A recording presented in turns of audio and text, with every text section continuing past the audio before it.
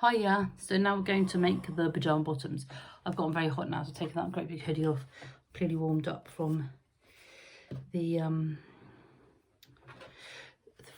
going to the Eater project. So with this, you've got 2 legs mirrored, and then 2 casing pieces mirrored. So make sure you put your markings on because they are important. So the first thing you do is your bias binding on the bottom of the trousers to match your top. So let's have a look. So that's your bottom and your bottom. So we're just going to, just like you did with the sleeves really, just cut it a bit longer than you need it.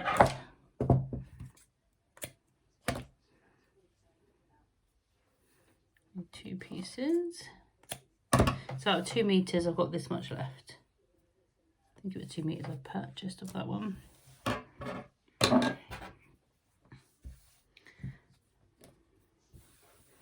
it's very much the same as you did with the sleeve. You just put your free edge into the binding and sew it in place.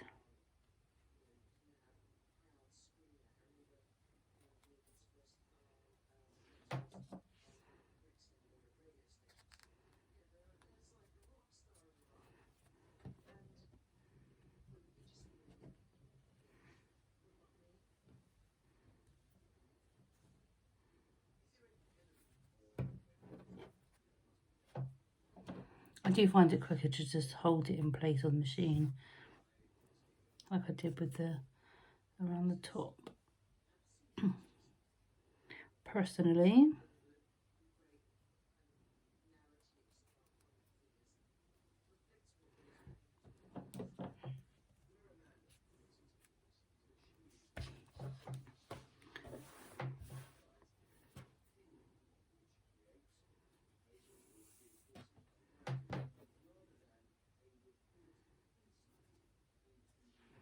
but as I always say, my way isn't necessarily the absolute way you have to do it.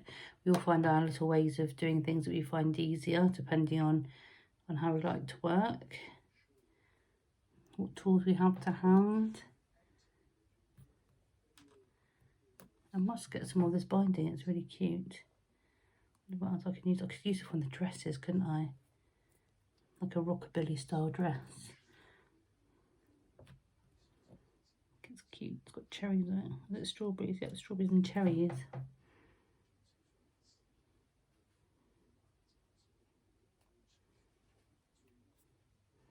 Right, that's all that pinned in place. So I'm just going to sew it on the machine.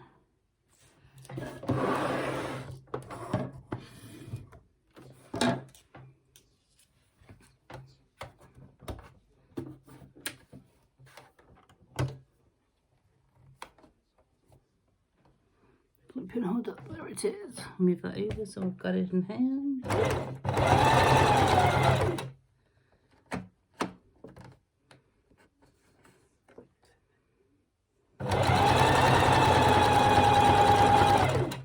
So when you're making clothes for dolls, you're pretty much making them in an extremely similar way as you would your own clothing. So I've always said to people who are like, oh, I can't make my own clothes. When you can make clothes for a soft toy, you can definitely make clothes for yourself. It's just bigger. I love making clothes because then you have unique clothing that nobody else has.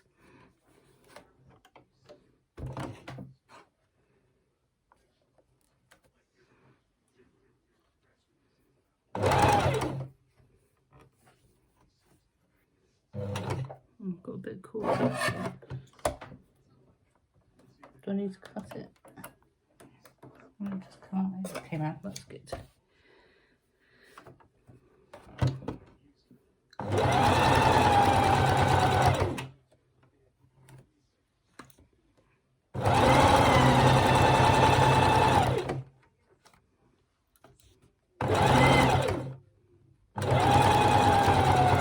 Okay, so that's that done. Like you've done before, trim your bias binding.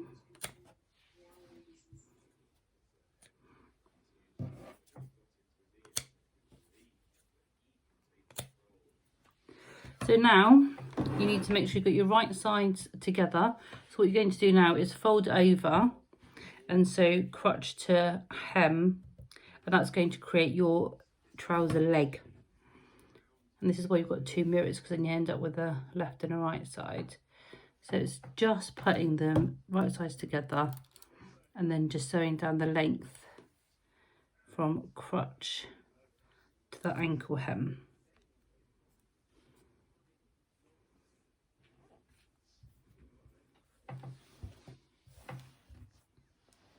So remember I said with the last one, I always draw with my aqua pen. Let me show you it. A lot of the writing's come off now. It's just get it in my local fabric shop called Sew & Fabric. The good thing about this is some of them are air soluble. I buy this one because it's water soluble, so it just needs a spray. And I use like like hairdresser bottle spray bottles. I just use that fine mist over it, and by the time when it's dry, the pen is completely gone. But it stays on there as long as I need it to, whereas an air drying one over a couple of days, if you start a project and then go and come back to it, you'll find that all your markings have disappeared. Okay, so just same allowance all the way down to your ankle, and I'm going to back and start just so that seam doesn't become unfolded at the bottom.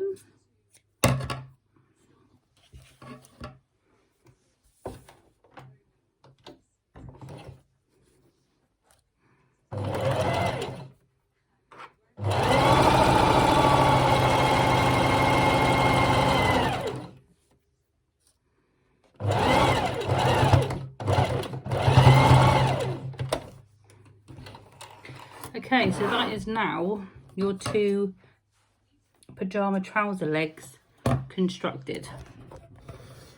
Ooh, let's bring up here where you can see me.